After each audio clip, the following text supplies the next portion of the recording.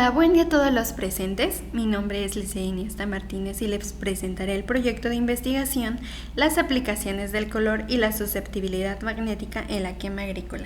Este proyecto estuvo bajo la tutoría del Dr. Francisco Bautista Zúñiga y del Dr. Rafael García Ruiz. Como introducción empezaremos hablando que la quema agrícola es una práctica agronómica generalizada por todos los países productores de caña de azúcar debido a que facilita el corte y la recolección de tallos, así como la limpieza del terreno.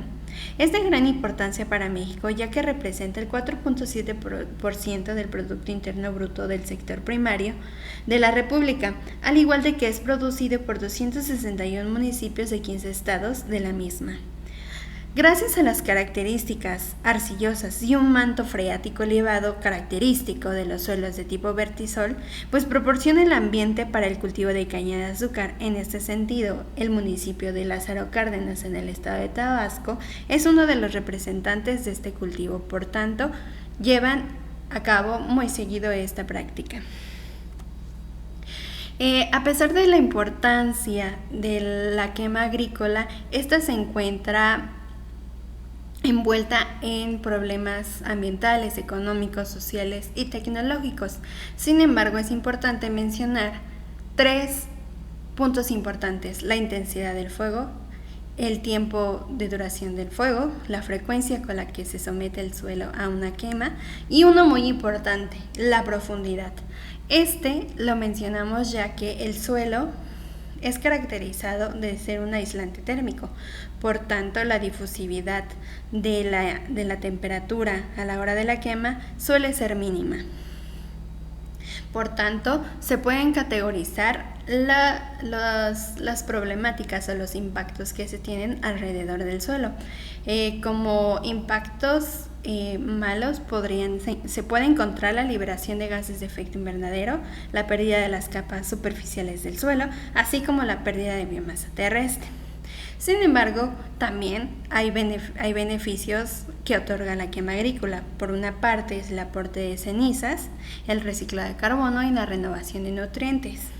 De igual forma se considera que es un acelerador de la mineralización de la materia orgánica y minerales básicos, como es el caso del fierro 2. El fuego, hay que mencionar que genera un ambiente de oxidación e induce la transformación de los minerales de hierro a óxidos de hierro, generando cambios en el color del suelo. En esta imagen podemos observar cómo esta transformación inducida por el fuego y un sinfín de factores se puede observar en las tonalidades del suelo o que estos pueden otorgarle al suelo. Vemos que pasan de ser rojizos a amarillos o a naranjas a terminar siendo negros o colores pardos. Cabe mencionar que la composición mineralógica es un factor primario que es definido por el color del suelo y la susceptibilidad magnética. Por tanto, se han diseñado equipos para la medición del color mediante refractancia y transmisión de la luz en muestras sólidas, y sistemas ópticos de color como es el sistema CIELAB, CRGB y MUNSIL, que proporcionan parámetros cuantitativos útiles para el cálculo de los índices de color que están relacionados con las propiedades intrínsecas del suelo. En este sentido, el sistema CIELAB se reconoce como uno de los espacios de color con mayor uniformidad y versatilidad, siendo un método cada vez más utilizado en diversos campos de la investigación. Asimismo, las técnicas magnéticas son útiles para el estudio de óxidos de hierro en el suelo, ya que los minerales magnéticos pueden ser detectados y caracterizados aún en muy bajas concentraciones, y esto pues nos permitiría utilizar a la susceptibilidad magnética como posible indicador de características del suelo por la quema agrícola. La susceptibilidad magnética en este sentido pues es comúnmente utilizada en magnetismo ambiental y paleoclima. Sin embargo, para la identificación de impactos por quema agrícola es totalmente nuevo. Tanto el color como el magnetismo en conjunto son métodos fáciles de instrumentar, rápidos y económicos. En este sentido, pues el objetivo del presente proyecto es evaluar el efecto de la quema agrícola en el suelo mediante indicadores físicos, que por su parte será color y susceptibilidad magnética, y químicos, que encontraremos el pH, conductividad eléctrica y fósforo. La metodología que se realizó en el proyecto está dividido por 6 partes. La primera es la descripción de la quema, la recolección de las muestras, análisis de color, análisis de susceptibilidad magnética, el análisis de las variables edáficas y por último los análisis estadísticos. Bueno, la descripción de la quema y la recolección de las quemas inició con la selección aleatoria de 10 sitios. En cada sitio se tomaron muestras de suelo cada 2 centímetros hasta un máximo de 20 centímetros de profundidad antes de la quema. Posterior se colocaron piezas de cerámica cubiertas con un indicador Templic-Lac QR a profundidades de 0,2 y 5 centímetros. Al mismo tiempo en el que se generaba la quema, mediante un termómetro infrarrojo de la marca Amprof, modelo IR750, se realizaron mediciones superficiales cada 20 segundos de esta manera. Una vez terminada y concluida la quema, se volvieron a seleccionar aleatoriamente 10 sitios y en cada sitio se tomaron muestras nuevamente cada 2 centímetros hasta un máximo de 20 centímetros. En los análisis de color, una vez que se obtuvieron las muestras, a estas se les tamizó, se les secó y se continuó con la medición de los parámetros de color del sistema CIELAP.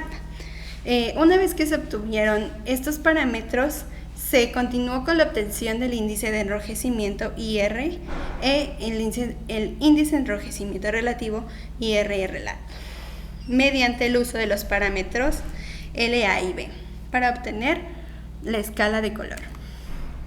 En los análisis de susceptibilidad magnética se hizo la preparación de las muestras poniéndolas en un cubo de 8 centímetros cúbicos libres de información magnética. Posteriormente, se hizo la medición de susceptibilidad alta y baja frecuencia denominada como K mediante un susceptibilímetro Bragminton. Una vez que se obtuvieron la susceptibilidad de alta y baja frecuencia, se determinó la susceptibilidad volumétrica de baja y alta frecuencia denominados como LF y XHF. Estos parámetros se obtuvieron mediante dividiendo la susceptibilidad de alta y baja frecuencia, en este caso K, entre su densidad aparente. Y por último, pues se determinó el porcentaje de la susceptibilidad dependiente de la frecuencia, en donde únicamente se hizo una resta de división y multiplicarlo por 100 de la susceptibilidad volumétrica para poder obtener la dependencia de la frecuencia. Los análisis de las variables edáficas, para el caso del pH, se hizo mediante potenciometría en una pasta sólido y agua en relación 1 y 2, mientras que conductividad eléctrica fue determinada por conductometría de igual forma automatizada con un puente Winston en una pasta de agua sólido y agua en relación 1 a 5. Y por último, la variable fósforo se cuantificó por el método Olsen. Una vez obtenido todas las variables de los parámetros, se continuó con el análisis estadístico. Primero se realizó una prueba de normalidad para poder decidir los siguientes análisis. Se realizó de la siguiente forma: se formaron grupos de datos con los 10 puntos de muestreo divididos por profundidad y se les aplicó el método de Kolmogorov-Smirnov, lo cual pues nos dio que todas las muestras pueden alcanzar la normalidad o tienen una distribución normal. Con esto se prosiguió con la realización de las gráficas. Se realizaron gráficas de caja y Gothe para las variables de color, variables magnéticas y variables edáficas. Los análisis comparativos, pues se formaron grupos de igual forma de los 10 puntos de muestreo divididos por profundidad, a los cuales se les realizó la prueba de ANOVA de 2 vías y la prueba Fisher, con la finalidad de poder saber si existieron diferencias significativas entre la antes y después de la quema.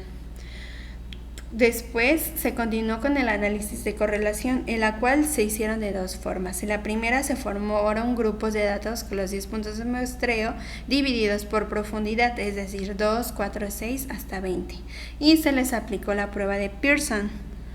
Y posteriormente se formaron grupos de datos por cada una de las variables sin tomar en cuenta la profundidad, y esto se les aplicó un análisis de correlación por pares. Por último, se realizó una modelación de la difusión térmica, con la cual se determinó el paso de la temperatura a través del suelo en el estado estacionario y un estado dinámico mediante la ecuación de calor, para poder comprobar si los cambios que se estaban viendo con los análisis anteriores estaban de la mano con el comportamiento de la temperatura en el suelo. Bueno, como resultados podemos obtener que se registró una temperatura promedio en la parte superficial del suelo de 473 grados centígrados y una máxima de 590 grados centígrados. A los 2 centímetros de profundidad hubo una disminución de temperatura a 149 grados centígrados, y para los 5 centímetros de profundidad no se registraron cambios en la temperatura. He aquí donde podemos observar el comportamiento de aislante térmico del suelo, en lo cual anteriormente les había mencionado que la difusividad térmica es muy poca, y aquí se puede reflejar que a los 5 centímetros ya no hubo un aumento en la temperatura del suelo. En esta primera imagen podemos observar cómo existió en primera instancia esta transformación de color del suelo.